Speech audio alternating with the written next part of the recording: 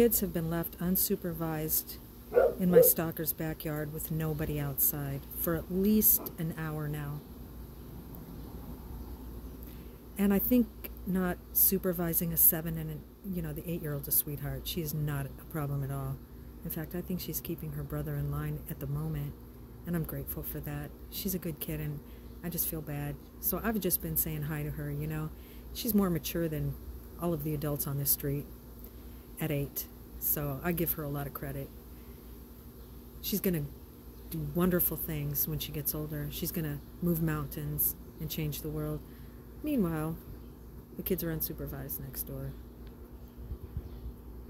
An hour outside just hanging out. So at least they're not baiting my dogs or shaking the fence. Today's a new day. And all of that was yesterday in the last couple of weeks. But yeah, 4 years. But I just want to be safe. And this lady has taken it upon herself to not wave to me or say thanks for the 3 bags of food or the chalk that you gave the kids or being nice to them. Or she instead hooked up with my stalker and has been stalking me on her phone. Again, looking for her boy, Rickels, screaming his name in front of my house. And he's down the street at her house in the backyard, so she knew where he was. She came down here to see if I was outside, to see if I was home. And I'm not sure why. I would hope that would not be a threat to me in any way, to let my stalker know, because I think my stalker was down at her house. My stalker's son, Aiden, was actually out in the backyard screaming Rickels' name.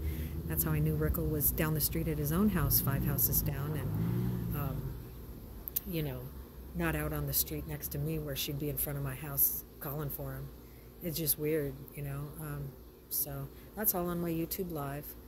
And I'm just documenting this for any kind of purposes in case, the kids act up or grab my fence and my dogs, run over there. Now, the police told both families, if your dogs bite the children when they put their hands on your fence, their hands near your fence or over your fence, it's their own fault.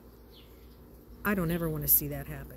So I have put cayenne pepper along the rim of my fence, and I actually own another foot on the other side of my fence, the one covered in trash and stuff. And so when that trash can lid smashes on my fence again, maybe some cayenne pepper will get on that and they'll leave me alone. But that's my property and it's damaged and there's no reason for that. So there goes her mom. She's like all the way down at the park and her kids are unsupervised next door. I'm not going to show the kids because they're children.